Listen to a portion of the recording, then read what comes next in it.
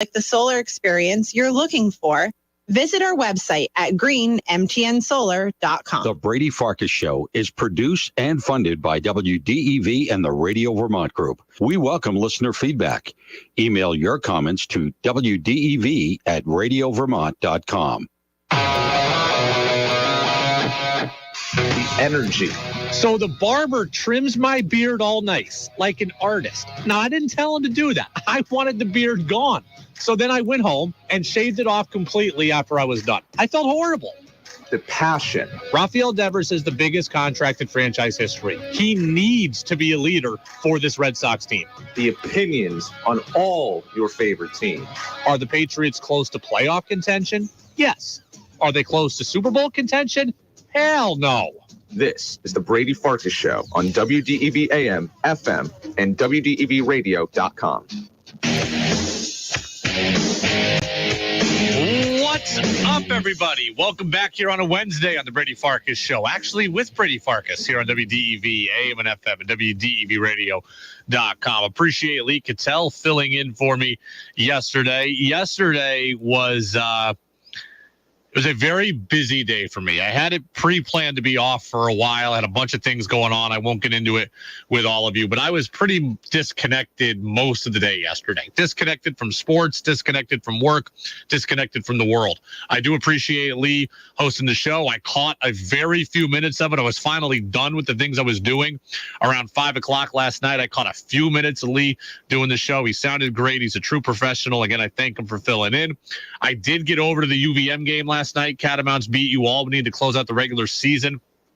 So because I was busy all day and then I got to the UVM game, I didn't really follow much of anything yesterday. So, you know, the Flames game against the Bees, where the Bees went in overtime, I didn't watch any of that. I was too busy at the UVM game. And then by the time I got home, game was almost over. So yesterday was a tough day for me. I'm happy to be back, though. I was busy last night from 9 a.m. to 5 p.m., but I'm ready to go again here today. I'm happy to be back with all of you. You can get on in on the Napa Morrisville, Napa Waterbury text line, 802-585-3026. This is a special show with a couple of different moving pieces to it. So the UVM women's basketball game is going on right now in the America East playoffs. I am following that game. I'm watching it as we speak. We'll give you some updates throughout and kind of tell you what's happening. The Cats are up by 11 right now, midway through the second quarter. So I'll keep you posted on what's happening there.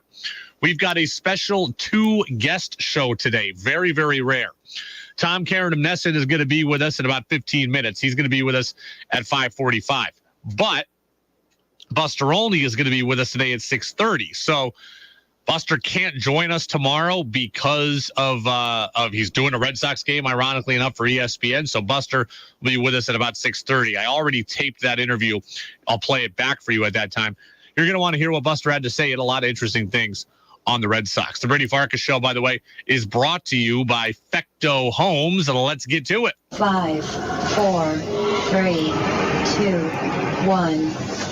And here we go. And the opening thoughts of the Brady Farkas Show are brought to you by Sticks and Stuff and by Swanton Lumber, Vermont's most complete locally owned home center with locations in Enosburg, Derby, Middlesex, St. Albans, and at Swanton Lumber. They're online at sticksandstuff.com. A texter already wants Lee to replace me and do the show permanently. Thank you. I am happy to be back as well. Again, Napa Morrisville, Napa Waterbury text line is open, 802-585-3026. I want to start with these very interesting comments the other day from Matt Barnes. Remember Matt Barnes, right? Longtime reliever for the Red Sox. Was very good at one point before falling off a cliff on the back half of 2021. So the team surprisingly designated him for assignment this winter. They eventually ended up trading him to the Marlins. Well, the Marlins and Red Sox played each other last night in spring training, and Barnes didn't go to the game. But before the game, he said this to the Boston Globe. He said about the Red Sox, "I'm not mad, and I don't have any animosity toward the Red Sox organization because that organization represents so much more than who's currently running it. The people at the top were so great to me." That is a shot at Chaim Bloom.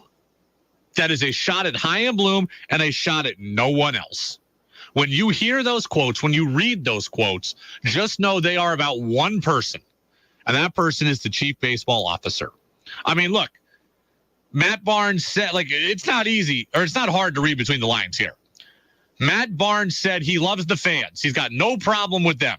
I just want to say thank you. You know, there were some ups and downs. Thank you for sticking with me, sticking with the team. You know, we had some bad years mixed in there, but I think overall we did a pretty good job. And we had some years that were pretty fun for everybody. So Matt Barnes loves the fans, had a nice message for them. So he's not ripping them. He says he has no animosity towards the people at the top. He says that the people at the top were so great to me. There, he's clearly talking about ownership, right? So the fans aren't the problem. The people at the top, the ownership group's not the problem. The only person left is Chaim Bloom because he didn't rip his teammates. He didn't rip his manager. Bloom's the only guy that's left. The organization represents so much more than who's currently running it. That's not good sentiment to be out there if you're Chaim Bloom. And I'll be honest.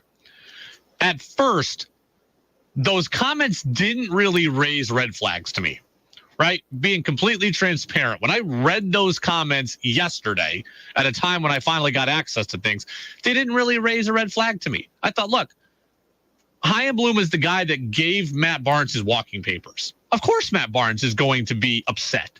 Of course, he's going to be resentful. Of course, he's not going to like him. That kind of at first just struck me as standard operating procedure. But then I spoke to Buster Olney earlier today. That interview is going to play at 6:30.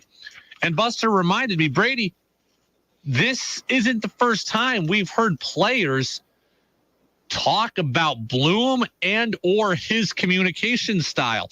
And that is not a good reputation to have, right? Xander Bogaerts talked about not loving the messaging last year at the trade deadline, not knowing where the organization was going.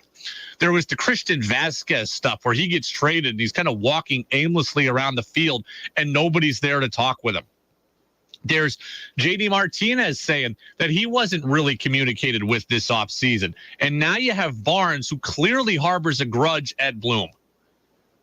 That's not a good reputation to have.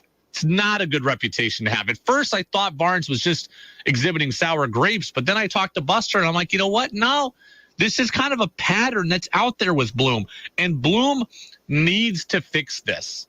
Chaim Bloom is now in year 4 of running the Red Sox. He's got to fix this. This cannot be his reputation.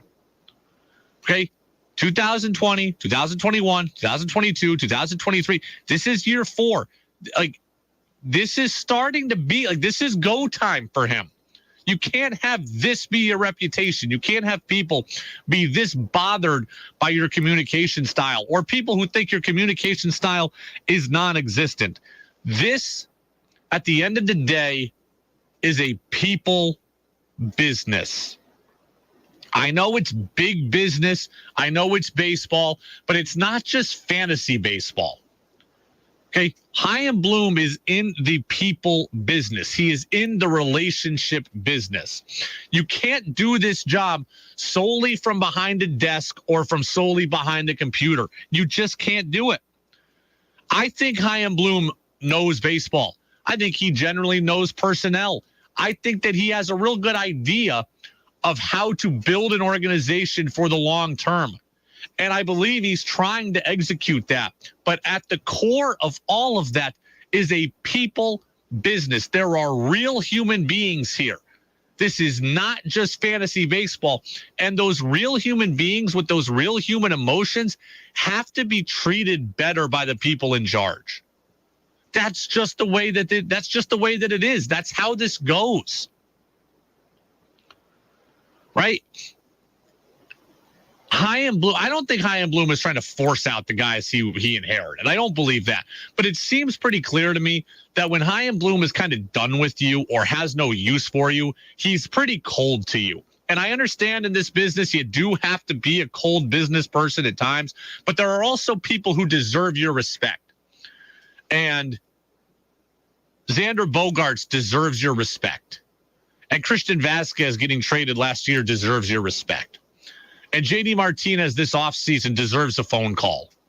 And Matt Barnes, even if he fell off a cliff performance-wise, he helped win you a World Series. You gave him a good contract. He deserves better than what he got. And these guys are clearly resentful of Bloom and how he handles things, or at least confused by Bloom. I mean, it's just, you can't have this be your reputation. You just can't. Texter says,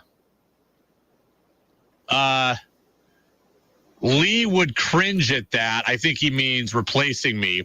Most everyone loves you. The small population of haters spices up the ratings. Well, thank you very much to that texter. And look, I hope Lee doesn't want to replace me. I like doing the show and I need a job. So Lee's doing enough things. He doesn't need to take my show too.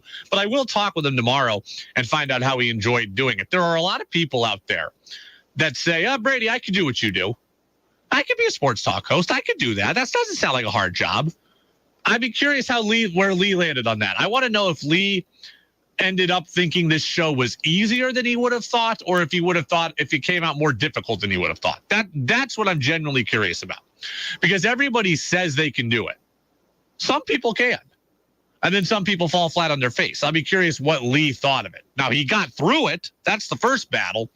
The second battle is, did he think it was easy or did he think it was difficult? So, good stuff there. But yeah, this Chaim Bloom thing, man, it bothers me.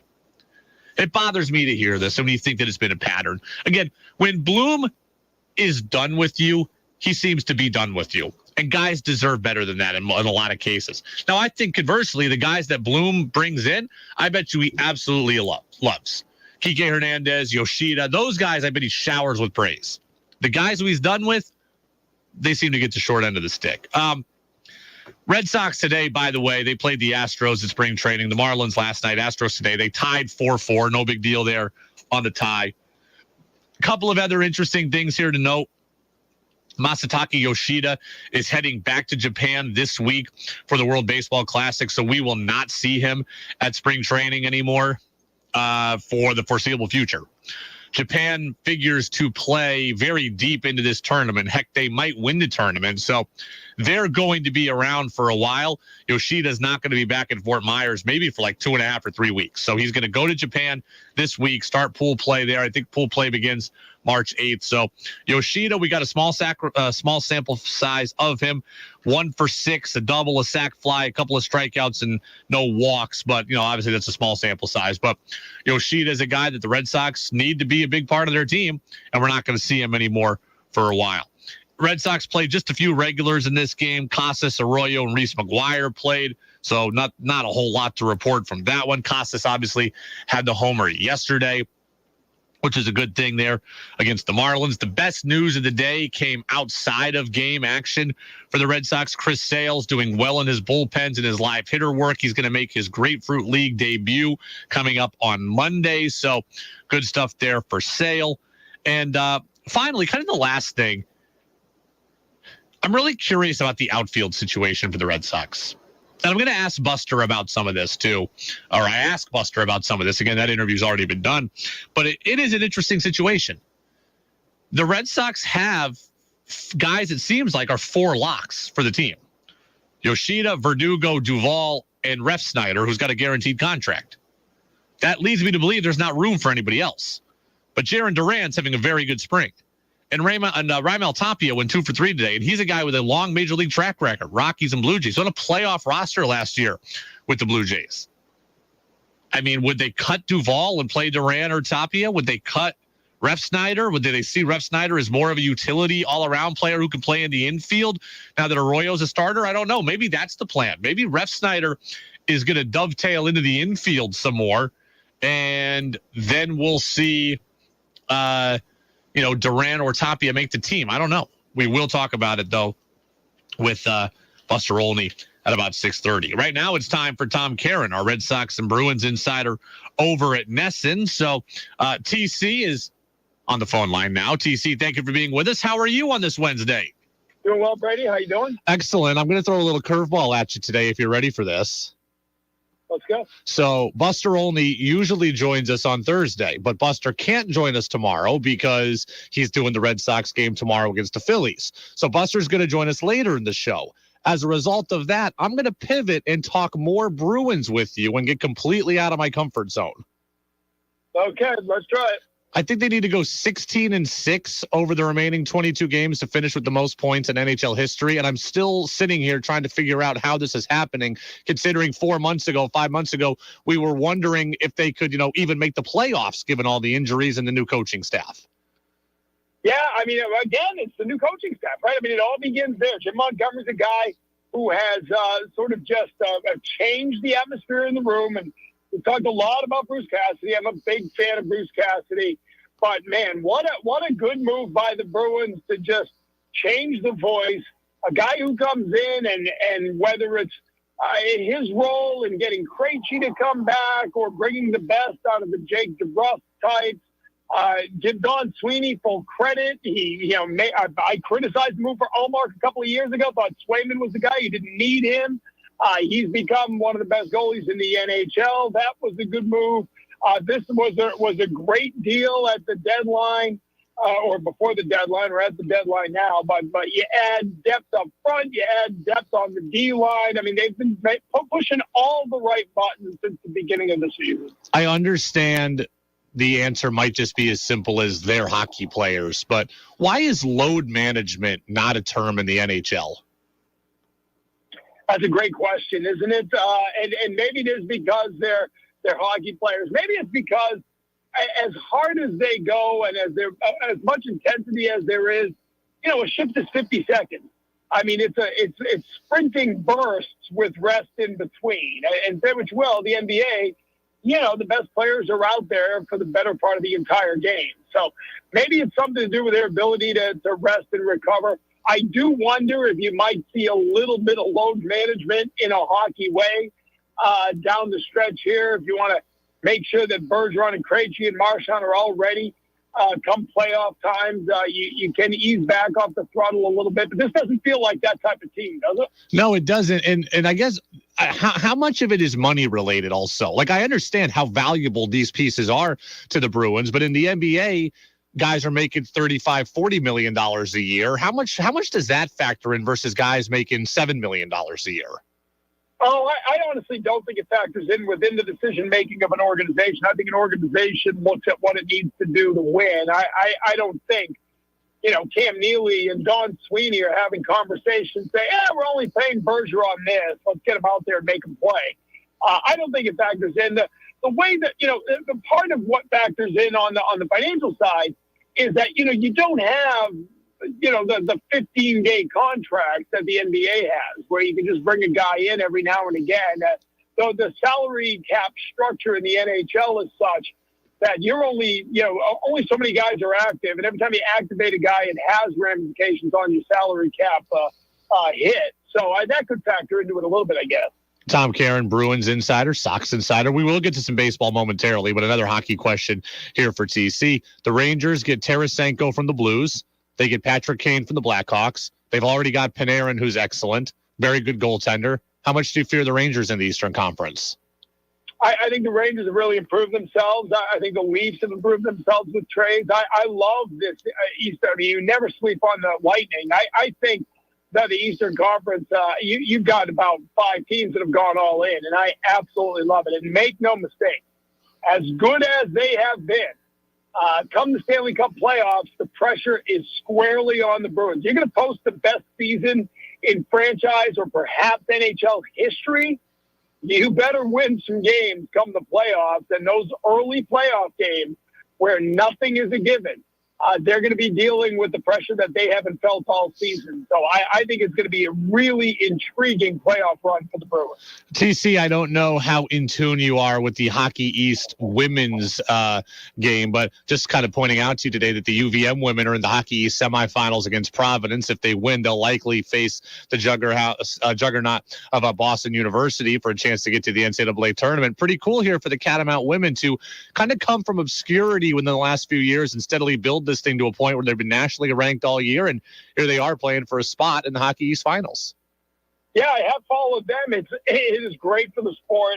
I love that, the old days of Northeastern and Harvard and BU being juggernauts and everybody else being in the sort of second class is no longer the case. UVM has a terrific program running right now.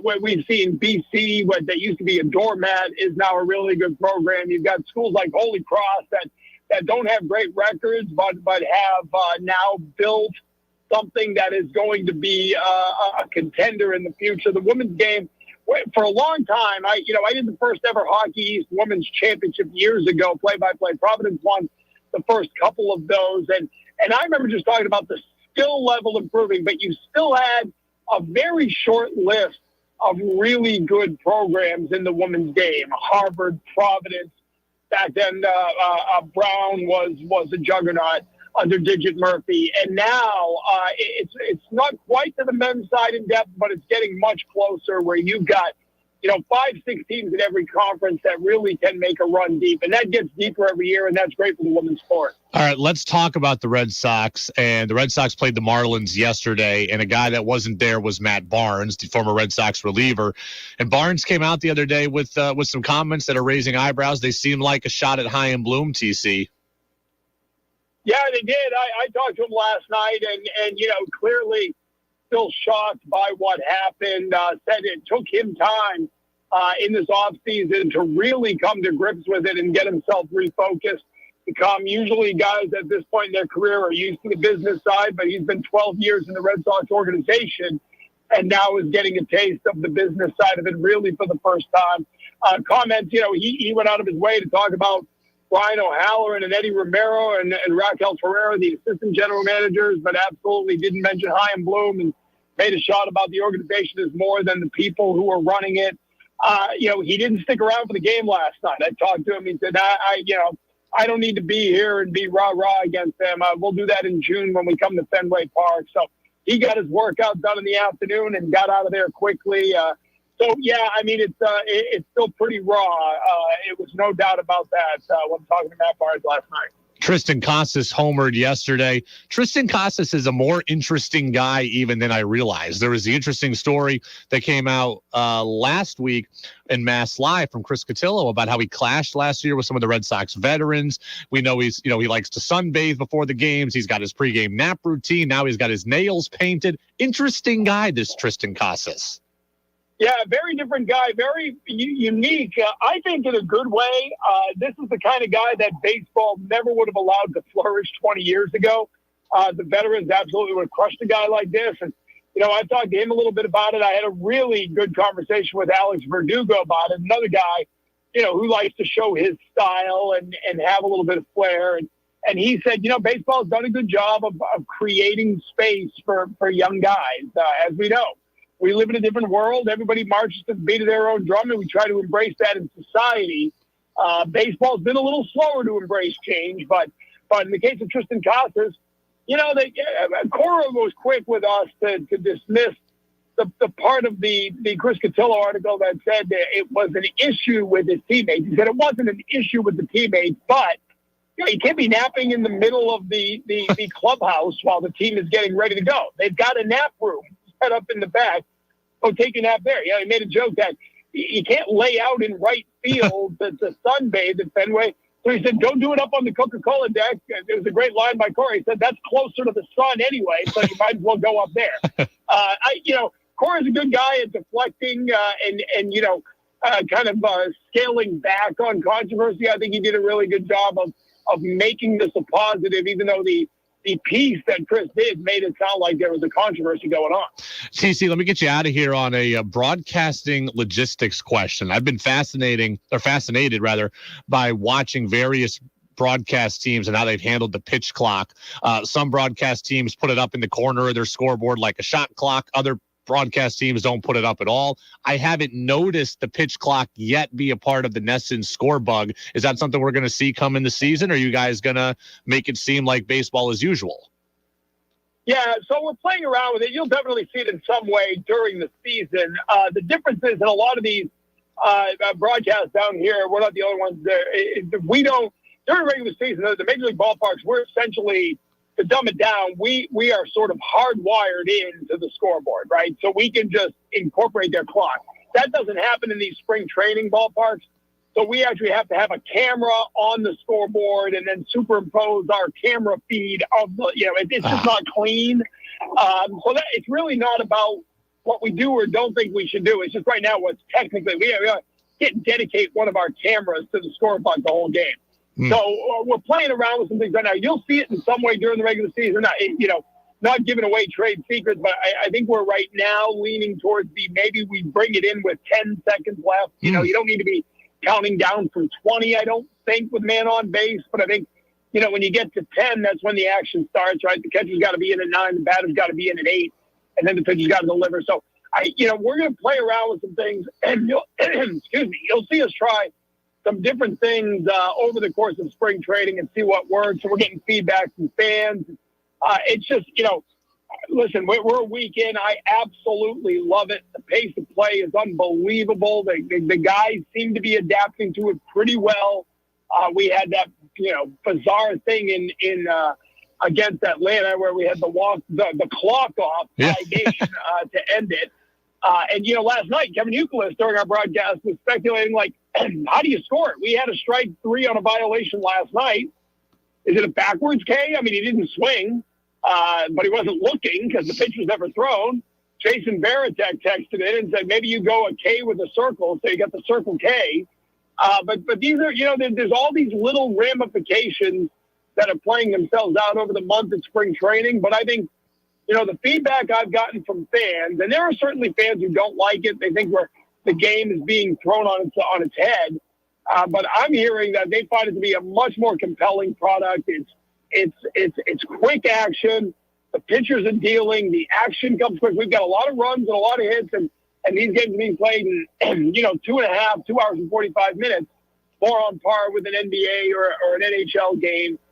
So I think by the time we break camp in a month, and we're in March now, there'll be a Major League Baseball game that matters played this month for the Red Sox. I think these guys will have it figured out to the point where we're not talking about it quite as much. But a weekend, it's been spectacular. If the pitcher, or if there's a violation, does the pitcher get charged with a pitch on his overall pitch count? It's a great question, and I asked somebody that the other day, and I haven't gotten an official answer yet. I assume not, right? Because he didn't throw the pitch. What happens now when they do the intentional walk? I guess it would be the same thing. Does a guy get 4 pitches thrown and 4 balls thrown? And he does not. Okay. He does not get called for the 4 pitches. So there you go. That's probably, but it's a great question, and I keep forgetting to ask the right people at the right time. I'm thrown around when I'm up in the press box. I'm doing play-by-play for our games this weekend, and I will have I promise you, Saturday when we do the game against the Astros, I will have an answer of that question. So tune in, and I'll answer it on the air. TC, much appreciated. Looking forward to more Red Sox coverage. Thanks for the Bees help today, and we'll talk in 7 days. Sounds good. Thanks, Brad. Absolutely. There goes our guy, Tom Caron, Red Sox and Bruins insider at NESN here on the Brady Farkas Show on WDEV, brought to you by Fecto Homes. Always love talking with TC. And yeah, the pitch clock stuff there at the end, it's kind of nerdy in the weeds, baseball fandom, but I am curious about it. So it is good to see that TC says NESN will show the pitch clock. It is part of the game, but is it going to be there for the whole time? Is it going to be there just the last 10 seconds? Kind of waiting to see on that. And I'm going to ask Buster Olney the same thing about what they plan to do on the national side of things. I have not watched an ESPN game yet this year, but the Casas stuff is interesting. Good stuff there about baseball kind of opening itself up. I guess now baseball has gotten diverse in terms of cultures and the people involved in the game and more women in the game. But, diversity of thought, diversity of allowing young players to be themselves, that has been kind of stunted for a while. And maybe now it's opening up more. Verdugo affirmed that. Casas himself as well. And finally, I do wonder about the load management thing in hockey. I mean, really, hockey and basketball are the same sport in terms of length of season, amount of games played, and load management is not a thing in hockey. Maybe it just is as simple as hockey players are tougher. Maybe it's what TC says, hockey shifts are shorter, guys can recover faster, they don't need it as much. Maybe that's it too. But I wonder how NHL players look at basketball. Do they look at these guys like they're weak? Or do they look at these guys like, man, I envy that. That guy doesn't have to play today, but I wish I could do that. That guy doesn't have to play when he's banged up. I wish I could do that. And if the NBA gets games lopped off their season, if the NBA goes from 82 games to 70 games, do NHL guys look at it and say, I'd like that? I don't know. UVM women's basketball about to start the second half in the America East Tournament first round. I'll tell you what's happened to this point next on DEV. 96.1 WDEV FM Warren, 96.5 W243 AT Berry, 98.3 W252 CU Montpelier, AM 550 WDEV Waterbury. This is CBS News on the Hour, sponsored by Steel.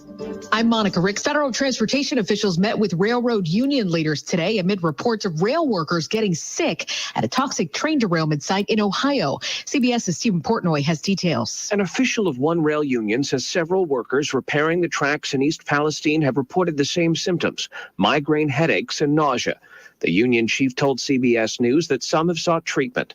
The workers in question were removing pieces of the track damaged by the derailment and laying down temporary track panels to allow train service to get back up and running. Earlier today, senators also introduced a new proposal to increase rail safety and prevent future disasters. Federal authorities arrested a man in Pennsylvania today after he tried smuggling an explosive in a checked bag on a flight bound for Florida. Agents found the device wrapped in wax paper and clear plastic. It was hidden in the bag's lining. The man convicted of killing Robert Kennedy will stay in prison. The California Parole Board denied Sirhan's request to be released, saying the 78-year-old still lacks the insight into what caused him to carry out the crime. Sirhan has publicly said he feels remorse every day. This was his 16th parole hearing. That's CBS's Steve Futterman reporting. Closing arguments will continue tomorrow after a dramatic day in Alec Murdaugh's double murder trial in South Carolina. CBS's Nikki Batiste has the latest. Prosecutors told jurors Murdaugh, who was stealing from his clients and firm, killed Maggie and Paul to distract from the financial pressure he was under. There's only one person who had the motive, who had the means, who had the opportunity to commit these crimes. But legal experts say prosecutors have one big problem with their case. There's no physical evidence tying Murdaugh to these murders. In Washington, a House panel took on the nation's fentanyl crisis. We have chemical substances all over our streets. These are not overdoses. This is not a red or a blue issue. It's a red, white, and blue issue. Every American should care. That's retired DEA agent, Derek Maltz. They say the fentanyl crisis kills more than 100,000 people every year. People in California were not prepared for the record amount of snow that's fallen there over the last week. Here's CBS's Jonathan Vigliotti. Every time you take a step, my foot goes down about 4 feet. Bruce Martz and his wife haven't been able to leave their vacation home in Lake Arrowhead for 6 days now. This is the real deal, and there's a lot of people in need up here. It's just a matter of who runs out of food first. Up to 15 feet of snow shut down Yosemite National Park. Crews there are still working to restore critical services. This is CBS News. Nobody should have to pay for one-size-fits-all insurance coverage. Liberty Mutual customizes your car and home insurance so you only pay for what you need. Liberty Mutual Insurance. My brother-in-law died suddenly, and now my sister and her kids have to sell their home. That's why I told my husband we could not put off getting life insurance any longer. An agent offered us a 10-year, $500,000 policy for nearly $50 a month. Then we called SelectQuote. SelectQuote found us identical coverage for only $19 a month, a savings of $369 a year. Whether you need a $500,000 policy or a $5 million policy, SelectQuote could save you more than 50% on term life insurance. For your free quote, call SelectQuote at 1-800-330-1991. That's 1-800-330-1991. Or go to SelectQuote.com. That's 1-800-330-1991. SelectQuote. We shop, you save.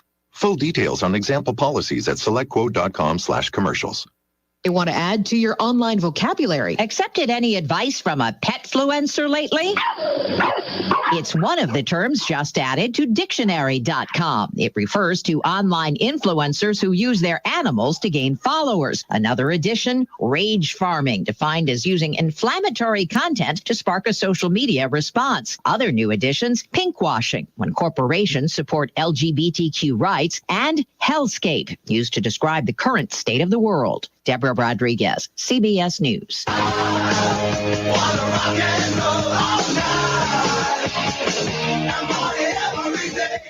Kiss is ready to hang up their platform boots. The band just announced the final 17 shows of their last tour. It kicks off in October in Texas and wraps up with 2 back-to-back shows at Madison Square Garden in New York later this year. Tickets go on sale next Friday. Monica Ricks, CBS News.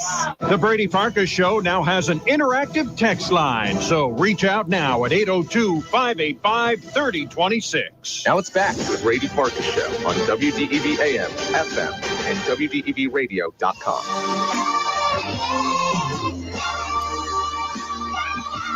Welcome back in, Brady Farkas Show, right here on WDEV, AM and FM, WDEVradio.com. The show brought to you in part by Fecto Homes. Coming up tonight on DEV, reminder, Jazz with George Thomas is on after me for 1 hour. Then it's high school basketball. Girls Division II semifinals, Fairhaven and Spalding, with our coverage again at 8 o'clock, and the tip-off is at 8:15.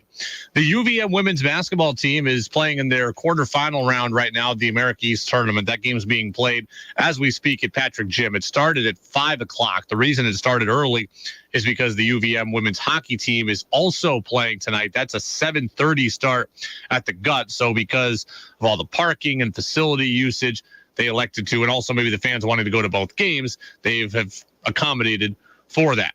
UVM is the top seed. They are beating the 8th seeded Bryant Bulldogs right now, 39-29. Now, the Cats just played Bryant.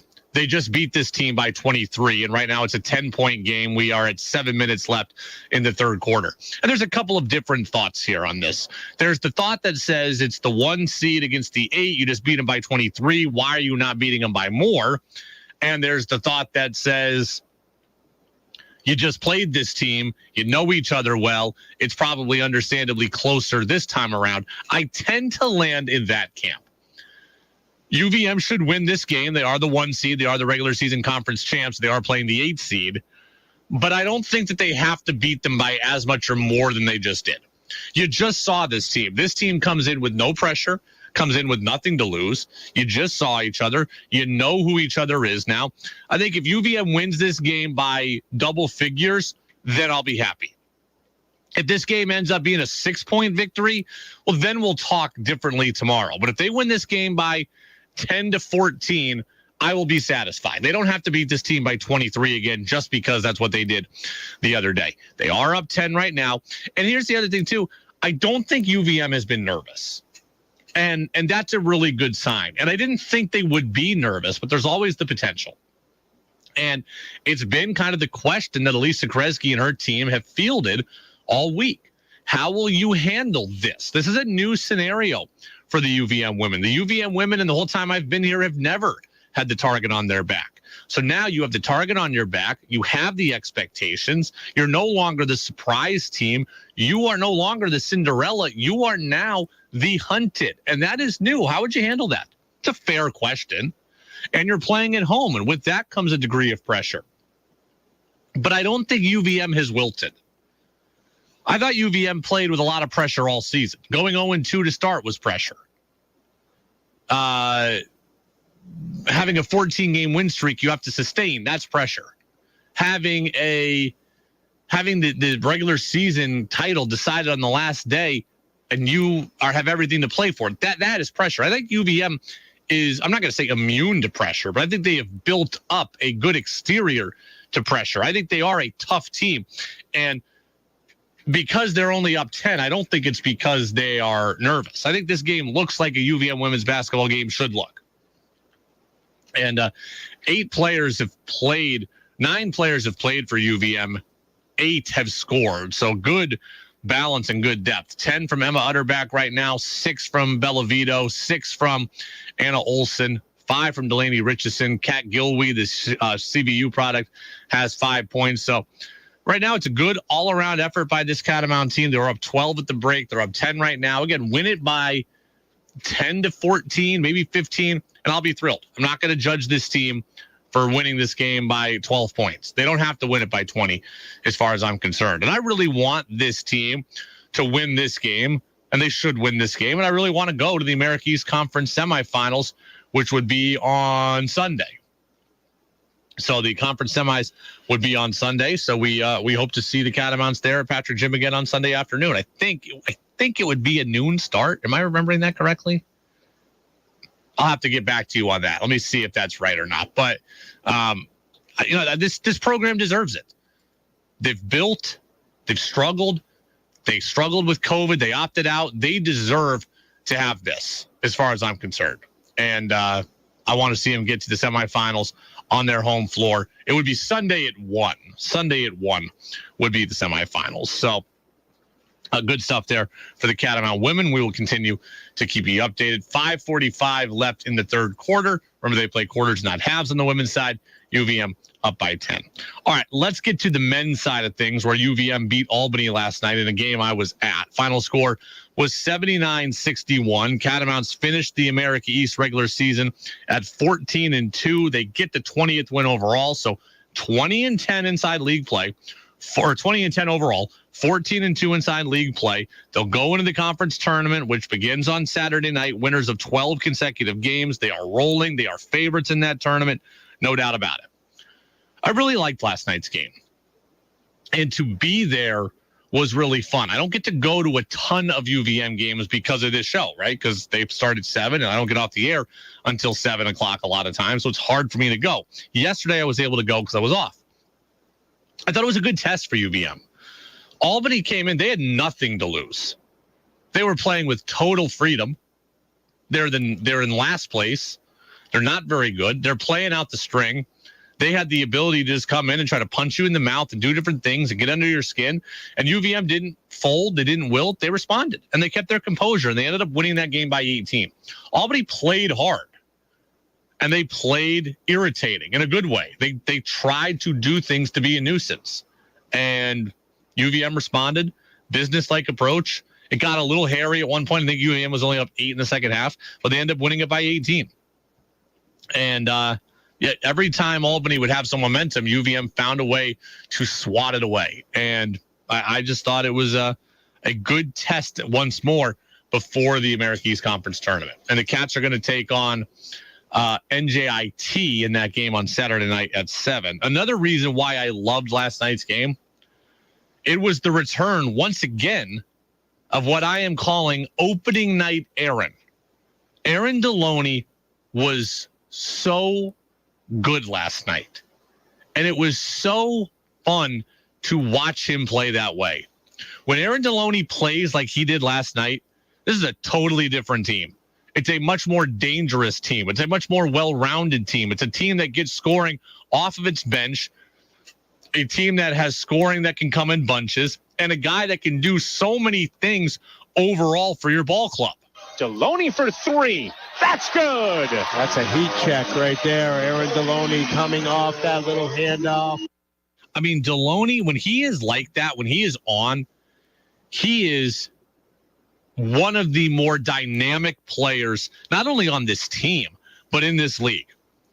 He goes 4 of 5 from 3 yesterday. He goes 6 of 7 from the floor, period. I know that's not realistic every night, but he has that ability in him.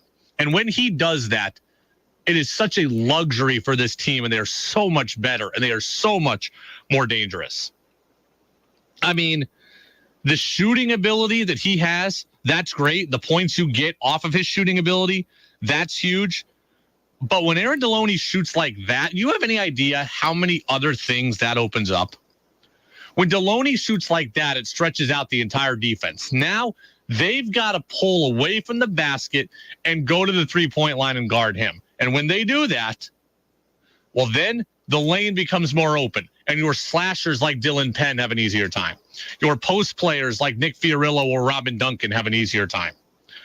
Your kind of combo players like Finn Sullivan have an easier time. When Aaron Deloney is shooting that way. The defense pulls out on him. What is he able to do? Well, now he's able to take advantage of your over-aggression, and now he goes to the basket. And Deloney got to the basket a couple of times yesterday, had a couple of good looks, got an and one, finished at the rim. I love when Deloney plays like this because when he does, he is so good, and they are so much better. They are so much better. He is not just a shooter. He has the ability to just light it up from deep, and then when you try to stop that, well, then he just goes by you. And his teammates have an easier chance of going by you. It's a really good luxury for this team. And also, you're starting to see as a whole with this team, you are seeing what was lacking early in the year. Remember early in the year, the conversation from me was what? Finn Sullivan and Dylan Penn need to take over. Why? Because no one else can. We're at the point now where other people can and are doing it fairly regularly. I still think Finn Sullivan's the player of the year. Don't get me wrong. But we're at the point now where I can see 5 different guys carrying this team in a tournament game. I can see Finn Sullivan leading the way with 18 points. I can see Dylan Penn leading the way with 18 points.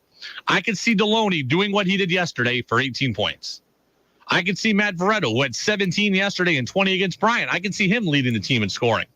And I can see Robin Duncan getting 15 with 8 rebounds and being the best player on the floor. Earlier in the year, that wasn't the case. Earlier in the year, UVM needed Penn and Sullivan. And that's why I challenged is the wrong word, but that's why I maintained that this team needed those two. But now this team doesn't necessarily need those two. They can still get huge performances from those two, but they can also get huge performances from everybody else. And that's what we're hoping for. And that's what we're looking for. And that's what we're seeing. Depth scoring for this team is now significantly better than it was earlier in the year. Penn can get 20. Sullivan can get 20. Veretto can get 20. We've seen all of them do it. Deloney can get 20. And Duncan can carry you in a lot of different ways, too. This is good stuff for UVM. They are humming right now heading into the conference tournament. It's not a given that they're going to win it. It's never a given. UMass Lowell could be a really good final as the number 2 seed. Bryant, we could see again somewhere down the road. I mean, there are teams that can give UVM trouble, but right now they are humming. And you should be excited about what's happening in Catamount Country, both men and women. The women, by the way, are up 12 now, 43-41, 4 minutes to play in that third quarter. And Catherine Gilwee and company have the ball right now. Gilwee for 3. No, she pump faked it. Here I am trying to give you a little watch television, give you the play-by-play. But again, they're there now. Gilwee shoots the 3 and hits it, and the Cats are up 15. And there you go. Right? Like if they just do this, 46-31, if they just play even the rest of the way, I'm more than good with what has happened here. I am more than good with what has happened. Back to the UVM men. Last night was senior night, and it was a pretty special night. The Cats honored 4 seniors, okay? Cam Gibson, Duncan, Sullivan, and Penn. Really nice, really tasteful, really well-done ceremony. I got to say, I'm a big softie. Senior nights always get me emotional. Now, I lived through my own senior night. I lived through my brother's senior night. I've lived through all my teammates' senior nights. They still, to this day, 10 years, 12, 11 years removed from my last meaningful athletic event, still senior nights get me emotional. And I think what it is the appreciation that the players get from the crowd, the connection that players get from the crowd. That's what gets me. The ovation for all 4 seniors last night was incredible, but the ovation for Robin Duncan, that was outstanding. His introduction brought the house down. A genuine love for Robin Duncan exists in Catamount Country. It's actually a genuine love for a couple of different things. It's a love for the Duncan family who have produced Everett Duncan, Ernie Duncan, and Robin. And you have 3 players that have spanned, a decade in Catamount Country. The fans appreciate that connection and their love for the program. The fans appreciate Robin Duncan, who's played the most games in program history. I think they appreciate the history of it, the commitment to it, the coming back for a fifth year, the longevity, the health, all of it. And then they appreciate Robin Duncan, just the player who plays his heart out every game. And this team would be nowhere without him. Okay, there's a lot. I've said Finn Sullivan, I believe, is the player of the year because I think it's a stat-based award. But Robin Duncan is the most valuable player on this team, and I think the crowd recognizes that too. And it was fun to hear Aaron Deloney after the game talk about the entirety of the senior class. And I could talk about them all day. I love those four guys. Dill, he came this year, and he just fit right in with us. Great guy on and off the court, amazing player. I think our games complement each other. Yeah. Scores a lot inside, I can do the outside. Finn and Cam, both my brothers, man, came at the beginning of last year and just fit in, like I said, with Dill. Immediately plays their roles perfectly, night in and night out. And Robin, is our everything. We continue to say it, and he does his job on and off the court. Best leader we've had. Best leader we've had. That's high praise. Right? That's high praise there from Aaron Deloney. And you know what I also really love about the senior class, to Deloney's point, is how well and how quickly they have gelled. Think about this. This Vermont team, those seniors, they didn't all come up through the program together. 3 of those 4 just kind of landed here. Just kind of were in and out quickly. Again, they didn't come up through the program together. Dylan Penn, Finn Sullivan, Cam Gibson, they had their own resumes before they got to UVM. They had their own statistics, their own stories, their own accomplishments. They put all that aside. They just played ball, and they did it together, and they did it quickly. Cam Gibson and Finn Sullivan got here last year and were able to assimilate. Dylan Penn gets here this year and is able to assimilate. And then Duncan had been here forever. But this is a different team than years past. I mean, last year's team, Ben Shungu, Ryan Davis, Isaiah Powell, they grew up together. Some of them came in together. They left together. They went through 4 or 5 years together. I mean, those guys, that's a Vermont team we're used to seeing, where guys come in as freshmen and grow and grow and grow. This team didn't have time to really grow. They just had to come in and produce, and they've been able to do that for the most part. I mean, this class deserves a lot of credit.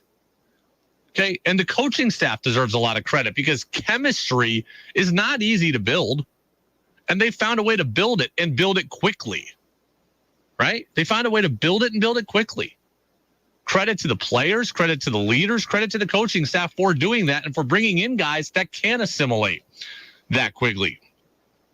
And this class had really great accomplishments. I mean, think about what this class accomplished.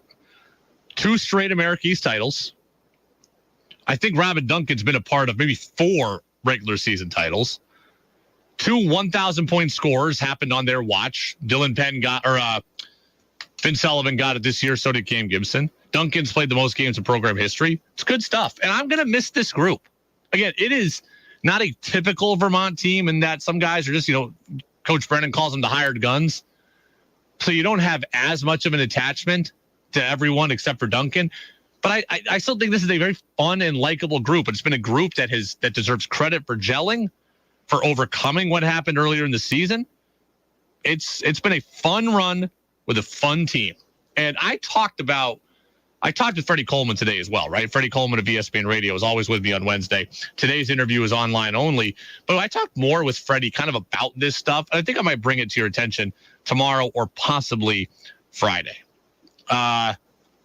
Mark in South Hero missed my son's senior season and senior night. Hockey Wesleyan, after the NESCAC championship his junior year, had to miss senior year because of COVID. I'm still mad that I missed that senior year. Yeah, that would be horrible. You miss your son's senior night because no fans and COVID? That would be absolutely terrible. Senior night always makes me emotional. Like, literally, I'm not even joking. I was ready to tear up yesterday when I saw Robin Duncan come out. Like, I almost lost it. 33-year-old guy, not my family member. I'm sitting on press row last night about to lose it because I see Robin Duncan get the standing ovation. It was beautiful. Every year, senior night does this to me, no matter where I am, but especially UVM. Catamounts and NJIT. Remember, that's an NJIT team, by the way, that gave UVM all it could handle a week and a half ago. UVM had to win that game in overtime, 82-80. So that's not an easy first matchup. I've seen matchups here where UVM will take on Maine in the first round and win it by 40. NJIT could present some problems. Now, I think UVM will win the game handily. I think that NJIT kind of did all it could when they played at their place 2 weeks ago. I don't think they can replicate that. So I think UVM wins that game pretty easily. But just because I think it doesn't mean it's going to happen. NJIT has shown they can give them problems. And NJIT has done it. And NJIT has some belief that they can play with this team. I think UVM will squash that early, but it's not one that I would be taking lightly. You have to come focused for sure. UVM women are coming up on the end of the third quarter. There's 20 seconds to play here. And there's 18 on the shot clock. I imagine UVM will wait for close to the last shot here, but I'll tell you what happens before I get to commercial break. The Cats are up 8 right now, 46-38, and Anna Olsen just missed a shot inside. We've got a whistle, a jump ball. I think it's going to stay with the Catamounts. So UVM is up 46-38 with 5 seconds to play. They'll get the ball. Again, I said UVM's got to, win it by double digits and I'll be happy. But right now we're at 8. This is one that's going to come down to the wire, and we'll see how UVM finishes. This will be, 3-point shot in the corner. Paula Gonzalez, no. So we'll go to the fourth, tied up 8. Now it will be interesting. This is where the nerves will come into play. Because I said all along, I don't think this UVM women's team will have nerves coming into the matchup. They have played with pressure. Now, this is where nerves might come in. You are the home team. You are only beating the 8 seed by 8 points, a team you just beat by 23. You have the expectations. You are the favorites. This is now where do you tighten up or do you extend? Bryant has nothing to lose. They could get this thing to 4 within the first 30 seconds of the fourth quarter, or UVM could get it to 12 and start to run away with it. Which way is this going to go? I'll keep you posted on it throughout the next half hour. Buster Olney of ESPN cannot join us tomorrow. Just can't. Buster's doing the Red Sox game tomorrow for ESPN as they take on the Phillies. So as a result, Buster had to join us today. I spoke with Buster earlier. We'll talk some Red Sox baseball, and we'll do it next with Buster Olney on ESPN. Well, of ESPN. Here on the Brady Farkas Show on WDEV, AM and FM, and WDEVradio.com, presented by Fecto Homes. Hi, this is Mike Goslin with a few reasons you should buy your next vehicle at Cody Chevrolet Cadillac. Selection, we have the best selection of new and certified pre-owned Chevrolets and Cadillacs with the lowest prices in Central Vermont. Experience, our friendly, qualified employees are focused on exceeding your expectations. Service, our award-winning state-of-the-art service department with a convenient drive-through service lane. Location, we are conveniently located near routes 2, 302, and I-89 on the Barry-Montpelier Road, or online at CodyChevrolet.com. Cody is why, Chevy's the buy. Chevrolet, find new roads. Even when we can't be together, Vermonters know we can count on community. Now more than ever, we need to invest in that community. When you invest in Vermont with the Vermont Community Loan Fund, you're investing in Vermonters. Vermonters working the land, growing local food. Vermonters growing local businesses and creating quality jobs. Vermonters building community, one affordable home at a time. And Vermonters educating and caring for the next generation of Vermonters. The Vermont Community Loan Fund's impact investors are investing in equity, access, and opportunity for all Vermonters. A Vermont that lives up to its promise. A Vermont for all Vermonters. Join us. You can invest in Vermont with the Vermont Community Loan Fund. Learn more at investinvermont.org. That's investinvermont.org. Hi, I'm Denny Stelter, an MRI technologist at Copley Hospital. MRI scans provide great detail in identifying what is causing your health issues. At Copley Hospital, we perform MRIs for many reasons, such as painful hips, knees, shoulders, or other joints. We also look at the brain, spine, abdomen, blood vessels, and more. We work closely with area providers as well as our orthopedic team, general surgeons, neurologists, radiologists, and emergency physicians.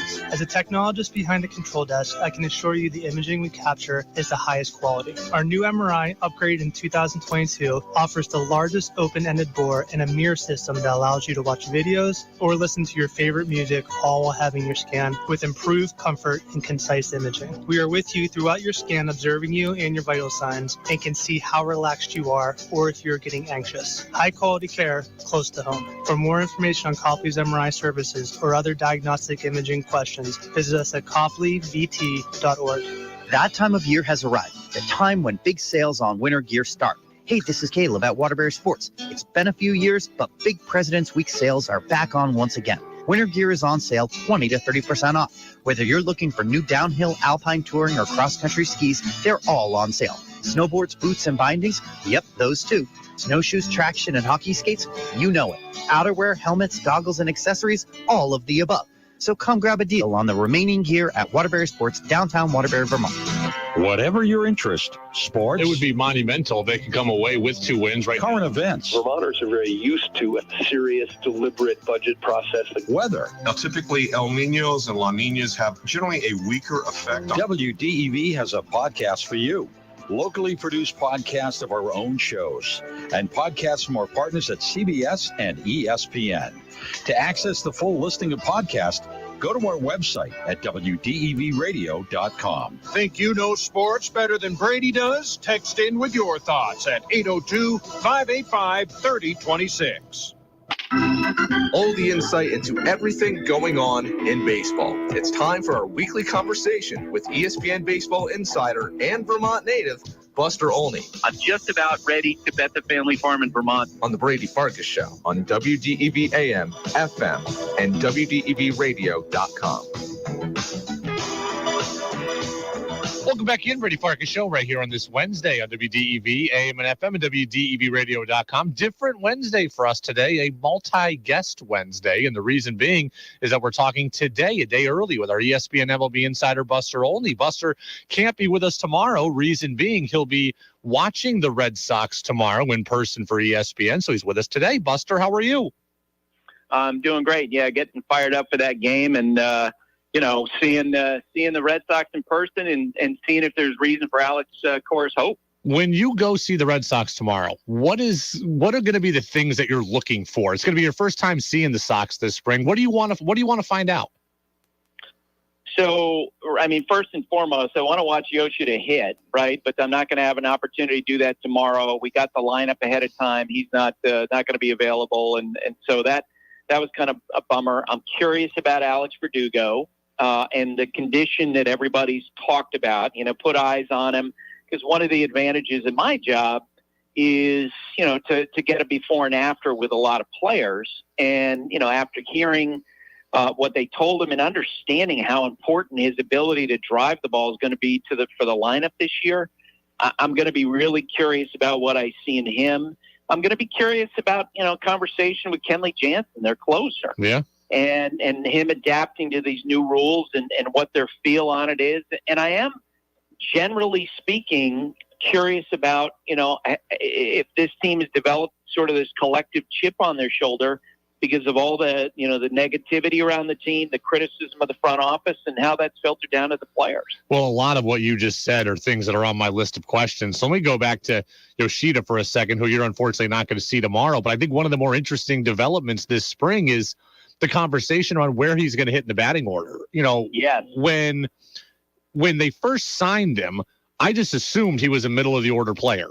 Then we were told he was a leadoff guy, and now Alex Cora is kind of going back to the idea of him being a middle of the order guy. It seems like they want to hit Devers second, and Yoshida's going to get a lot of run in that cleanup spot potentially. Well, and Devers has said to Alex Cora that he prefers to hit second, and you know what? You got a guy that you invested over $300 million in. Yeah. He's got a track record in the major leagues. That's the guy, if I'm in Alex's position, that I want to please the most. He's the guy who I want to put in the most comfortable position. And so right out of the gate, if that's what Devers says, then I'm following that. One of the options that they have potentially is to put Yoshida and Devers 1 and 2 in their lineup. but you're not going to go back-to-back lefties. Yeah. I just don't think that's possible. You could go 1 and 3, but then you get away from Devers, hitting 2. So this, to me, is the logical resolution of that. You let Devers hit where he's most comfortable. You put him at 2. Yoshida, you put in the number 4 spot. I think that's the way Alex had to go, given what the feedback he's gotten from the players and the fact that you do want to split up your left-handed hitters. And I guess in that case, to me, it seems like Justin Turner is the logical 3 hitter, and Kike Hernandez just goes back to leadoff like he was in 2021 potentially. Yeah, and it does underscore, how important Justin Turner is for this lineup. There are times in recent years that he would hit in that spot in the lineup, but for the Dodgers had so much depth that it never really felt like it was absolutely crucial that Turner was hitting. For this Red Sox team this year, with how the lineup feels thin in the bottom half, it's going to be absolutely essential that they get 140 games out of Justin Turner. Buster Olney, ESPN MLB Insider, with us here in the Brady Farkas Show on WDEV, AM and FM, and WDEVradio.com. I asked Tom Caron of NESN about this earlier in the show, but what did you make of Matt Barnes' comments the other day? He said that he loves the Red Sox fans.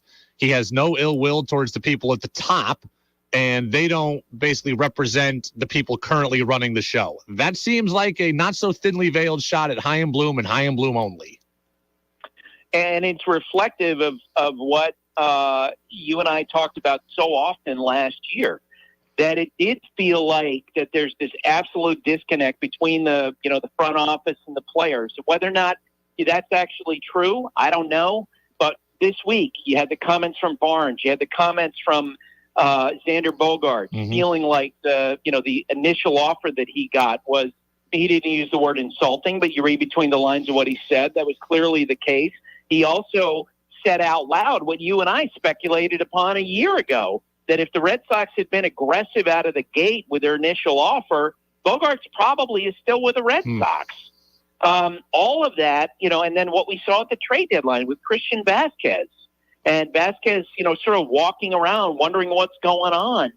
It really did feel like all last year that there was a disconnect between the front office and the players. And Chaim, whether Chaim believes that's the case or not, he needs to, absorb the feedback and make adjustments. That's for sure. As another kind of under-the-radar storyline this spring, Jarren Duran's putting together a nice first couple of games here for the Red Sox. So we'll see how he does in the World Baseball Classic, and I'm sure that will matter too. But I look at the Red Sox outfield: Verdugo, Yoshida, and Duvall. Rob Refsnyder's on a guaranteed contract. That's 4 outfielders there. Do you think there's a path for Duran to make this team, or is he a depth piece or a possible trade piece? I really do think there's a path for him to make it, and that is by playing well. They've always believed in the physical talent. They've always believed this guy was a dynamic, player potentially who could have a big impact. And if he makes that happen, given the Red Sox situation, absolutely they'll play him. Alex Cora, above all else, is competitive. And, he might like Adam Duvall personally. He might like, other guys they have in the outfield. But if Jarren Duran is playing better than other people, Alex is going to play them. Just to double back, by the way, on I just want to finish up a little bit on Chaim Bloom and my thoughts on that. Look, there are a lot of times when you can feel like the media is a little bit out of step with what's going on between, front offices and players. But in this case, the comments that are being made are not by me or Dan Shaughnessy. They're being made by players and respected guys, like Xander Bogaerts. And that's part of the reason why I think Chaim really needs to absorb the, what's being said and to listen to it and to make adjustments. What's interesting, too, is that when I first heard the comments, I thought, well, this doesn't surprise me, right? Chaim Bloom's the guy that hands you your pink slip. You're going to have resentment towards him. So I kind of just brushed off the Matt Barnes comments at first. But, upon talking to TC and upon talking to you, it really is painting the idea that Chaim Bloom needs to be a little bit better of a people person with the guys in the organization. Which is what we saw last year and what you and I talked about, repeatedly, that they just felt like that, the relationship following the Xander Bogaerts offer, the situation and the unhappiness in the clubhouse became cancerous. And I really do think it had an impact in 2022. I can't wait to see the Dodgers, and have a conversation with J.D. Martinez, who had a terrible second half. I've always thought J.D. was someone who, really benefited from him having a positive atmosphere. And I wonder how much of an impact that all had on him. And the players are giving voice to what you and I talked about often last year. It was interesting. You mentioned JD Martinez, and I don't know if you saw this. I only read the comments. I didn't listen to it, but he was on the Bradfo Show podcast with Rob Bradford over at WEEI, and he said that, he wasn't quite sure where the Red Sox were at with him, but basically he got wind that they were going after Justin Turner. And so that's why he ended up accepting the Dodgers offer a day before Turner signed, because he was already kind of hearing through the grapevine that he wasn't their first choice. Well, and he also said that, he had some conversations with Chaim, that, he was told that decisions weren't being, hadn't been made, and they had. Now, a lot of that is standard operating procedure and negotiation teams, as they look at potential answers to potential spots. They will keep as many players in play as possible, and they won't give final answers. But I do feel like in J.D. Martinez's case, it would have been the right thing to do for the Red Sox. If they knew internally that they were moving on from him, just tell him. Just tell him. If that's what they determined by the end of the 2022 season, I think it would have been best to buy him dinner, take him out. JD, you've been an amazing pro. We loved having you here, but we need more flexibility out of the DH position, which I think a lot of people would have felt would be completely reasonable. Yeah. Buster, that game you're going to see tomorrow is Red Sox Phillies at noon, right? It's at noon, correct? Okay. Yes. And is that going to be the first game for ESPN on the spring schedule? No, we actually did a game on Monday, and then we had a game yesterday and a game today. It'll actually be the fourth game of 4 this week. Well, all right. Well, then pardon my ignorance for not having seen the other games coverage. So I'm curious then, how is ESPN graphically handling the pitch clock? Because it's been fascinating to me to watch what broadcast teams from around the league are doing. Are we going to see kind of a shot clock style pitch clock in the corner of the scoreboard? Are we not going to have it at all? What's it look like? Yes, you will have it. We've had it during the broadcast, and we're going to have it during the regular season. Let's face it, it's now as important as the play clock in the NFL as the shot clock in the NBA. If you're a viewer and you're trying to digest what's happening on the field, that context is going to be extremely important. And, I've had this conversation with a number of guests that I've had on my podcast in Kirkchin, Boog Shambi, Eduardo Perez, about how players are, feeling about the new rules. My own conversations, I think about 2/3 of the players are very positive about it. Tim Kirkchin said it was more like 50-50 for him. Eduardo said that by the end of the year, he thinks it's going to be 90-10, that he's getting great feedback from guys like Verlander and Scherzer. Boog Shambi estimated 80-20 positive response. So generally speaking, I think we're seeing the players adapt and feel good about the new rules. Well, I'm glad to hear, too, that the pitch clock is going to be part of the ESPN scoreboard. And I'm also glad to hear that it's not going to be visible to us, from the center field camera, because I'm sure you saw, I think it was last Friday, that Mariners-Padres game, kind of the first game there was. The scoreboard, or the right behind home plate practically, was the pitch clock, and it was rather obtrusive. That's not going to be like that during regular broadcasts over the season, I've been told. Yeah, and I think everyone is scrambling to come up with some of the solutions, and it's not only getting the pitch clocks, but the pitch clock operators. This week is, there have been conversations about like the game that ended on a pitch clock violation by the Braves. And the Red Sox, People unhappy, right, against the Red Sox. People unhappy about that. Look, this first week, the players are learning the new rules, but so are the umpires, so are the pitch clock operators. It's a whole new time in baseball. Well, it's been fascinating. The Red Sox were on the field today against the Astros. Tomorrow against the Phillies. Buster Olney is going to be on the call there with the ESPN team. Buster, look forward to watching that game. Look forward to listening to your coverage, and look forward to hearing about your takeaways again next Thursday.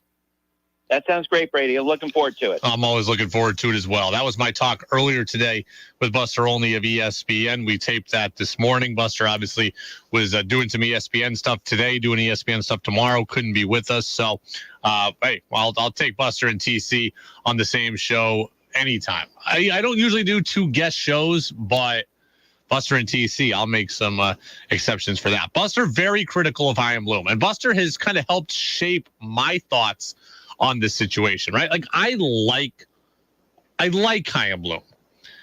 I think I get the plan. I think he's well-spoken. I think he handles the media well. I think he says things that are kind of easy to read. So I can appreciate Bloom. What I don't appreciate is him not treating people that deserve respect with respect. And when Matt Barnes says it, it didn't really raise an eyebrow with me. But when Buster says, hey, it's not just Barnes, it's JD Martinez and it's Andrew Bogarts and it's the Christian Vasquez situation last year. I mean, there's an issue there. Chaim Bloom has got to become a better people person. Because this is not fantasy baseball. The game is not played on spreadsheets. The game is not played behind your computer desk.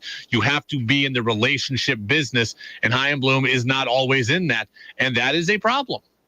And that is a disappointing development. The guy who is at the forefront of your organization, who is your most forward-facing person when it comes to dealing with players, has got to be able to relate to players, to converse with players, and to give players the appropriate amount of respect. Other things that are interesting out of Buster, the whole Duran thing. The Jared Duran situation is a very interesting one for the Red Sox. He has had a good spring. And now what? Because to Buster's point, Buster says there's a path to him making this team. I don't know what it is right now. You've got Duvall, Verdugo, Yoshida. You've got Refsnyder. Does Duran slot in still? Maybe Rob Refsnyder came up an infielder. Maybe Rob Refsnyder takes over the utility infielder's role and Jaron Duran becomes your fourth outfielder. I don't know. Maybe that is the path, but I'm fascinated to see how this outfield battle plays out. And now Duran's going to go off to the World Baseball Classic and play for Team Mexico, and we'll see what that does to him. Does he play great and it buoys his chances because the Red Sox say he played well in meaningful moments against good competition? Or does it hurt him because he's not there every day to do it in front of them? I don't know. But we'll find out. The outfield battle is interesting. And, I mean, Buster says, Cora will play the best players. Would Alex Cora want to run out three lefties? We want to bench Adam Duvall? Would he want to get rid of Refsnyder entirely? I don't know. We'll see. But the Red Sox outfield battle is interesting. We'll give you the latest as we come down to the wire of the UVM women's basketball game. Tell you what's happening in the America East Conference Tournament, the quarterfinals. First round for the Cats. They're the number 1 seed. They were on the ropes in the fourth quarter. We'll tell you what's happening next on DEV. Mobile home. Here at Fecto Homes, we don't just sell new mobile homes. We also buy used. If you have a used mobile home that you are looking to sell, we can either accept it as trade and apply the value to a new home with us or purchase it outright. We offer fair prices and quick removal of your mobile home. So reach out to us for a quote today. Fecto Homes, 350 River Street, Montpelier, or visit us at fectohomes.com for more information. Local businesses advertise with WDEV because they get results. Glenn Meek of Stowe Insurance Group tells us why he advertises with WDEV. They're heavily involved in the community like we like to be. We feel they're an excellent partner for our advertising dollars. The market penetration is second to none in Central Vermont. We've been with them for almost 40 years, and we hope to be with them for another 40 years. Advertising with WDEV gets results. Inquire today at WDEV at radiovermont.com. Do you want to learn more about the pre-market perspective on important public policy issues affecting you, your work, and your community? I'm Bill Sayre, and I hope you'll do so by joining me in conversation with Vermont opinion leaders as we discuss how best to make Vermont an ever better and more affordable place to live and work. Common Sense Radio with Bill Sayre, weekdays 11 till noon. At Fisher Investments, our clients know we have their backs. How do your clients know that? Because Fisher Investments is a fiduciary, the highest standard for a financial advisor. It means we're there for our clients and always put their interests first. So wait, You do it because you have to? No, we do it because it's the right thing to do. Our clients trust us with their retirement savings, and we know how important that responsibility is. So we take the time to really get to know them. Get to know them how? We make sure we understand their unique goals, finances, health, family, and lifestyle, so we can tailor their portfolio to their specific needs. Our goal is to help them achieve a comfortable retirement. Sounds like a big responsibility. You must make big commissions then, right? No, we don't sell commission-based products. We have one single transparent fee that's structured so we do better when our clients do better. Visit FisherInvestments.com to find out why investors like you are switching to us. Fisher Investments, clearly different money management. Investing in securities involves the risk of loss. Join me to rally to read 100 books. Reading is Fundamental invites you to visit rallytoread.org today to learn about our reading campaign. Join the pledge to read 100 books. Hear your child's favorite authors read their books and find activities to keep young readers motivated. Teachers can also enter the Rally to Read sweepstakes for a chance to win 100 books for their own school, subject to rules. Visit rallytoread.org today. Rise and shine with WTEV Sunday mornings. Begin the day at 6 with Joel Nasman and 2 hours of classical music, followed by the Takeout with Major Gary. A casual discussion of politics, policy, and pop culture. Then it's Jane Pauley and CBS Sunday Morning with stories about the arts, music, nature, and entertainment. The morning concludes with Sunday Morning Swing Time, an hour of swing tunes. Join us Sunday mornings on WDEV AM and FM and streaming at WDEVradio.com. Your chance to be part of the show is on the text line at 802-585-3026. Now it's back to the Brady Farkas Show on WDEV AM, FM, and WDEVradio.com. I'm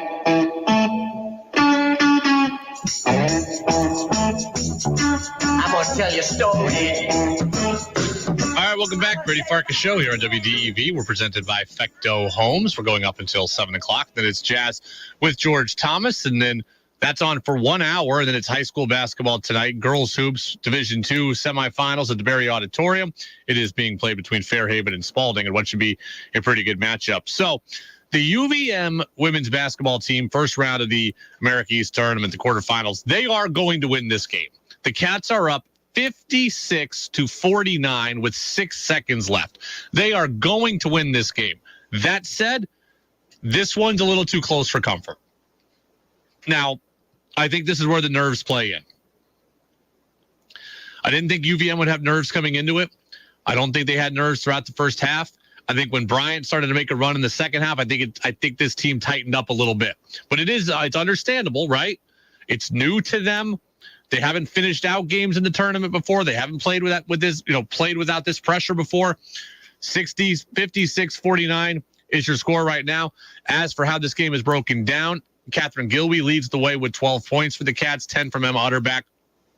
Gilby has been huge in this second half. I've been watching the game. I have not listened to any of the game. I've had the game on kind of, on one eye here. So I'm not a full-blown expert on this game.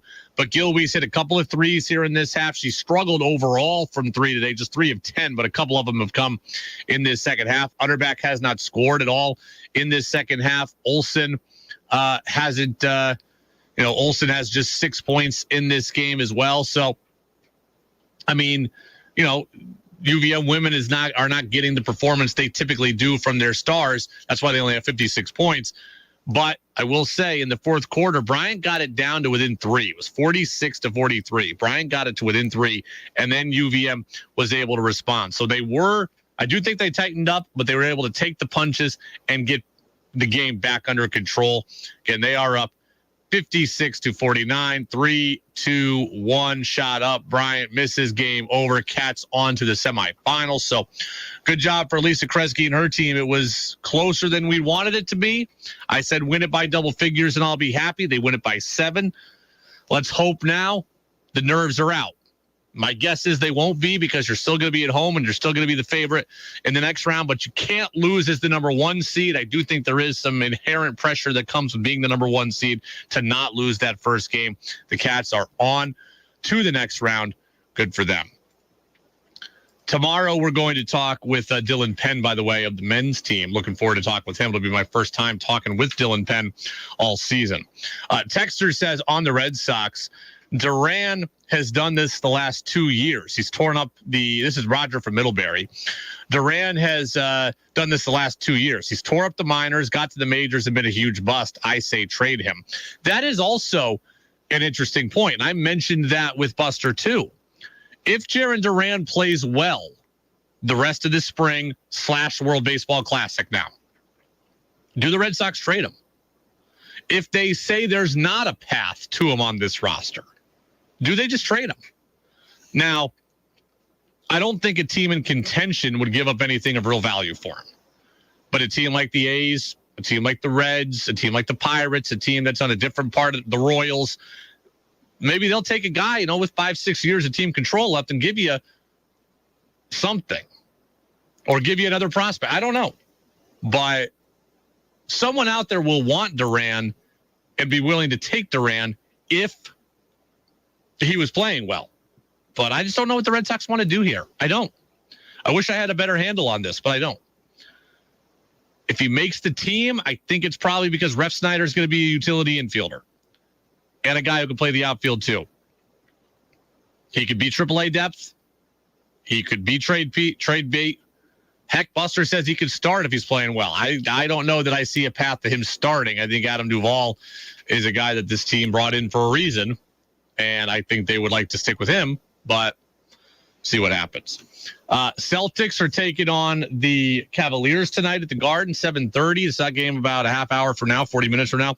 Should be a pretty good one. Obviously, we know the Cavs are good with a lot of good pieces there, including Donovan Mitchell, and a team that's squarely in the race in the Eastern Conference. They're a top 6 seed right now in the East. The UVM women's hockey team is a half hour away from getting on the ice. They're in the Hockey East semifinals against Providence College. Winner goes to the finals. UVM women have never been to the NCAA tournament. They're ranked number 11 right now nationally. Just because they're ranked 11th does not mean they are a given for the NCAA tournament. So they got to win this game. They got to win this game in order to help better their chances of getting a bid to the tournament. So good luck to Jim Plumer and his team. Exciting times all around the state. All the high school stuff, all the college stuff. Feel bad for the Norwich men that they're out of the hockey tournament, but the Norwich women are still in. So good stuff all around. Thanks to Tom Caron. Thanks to Buster Olney.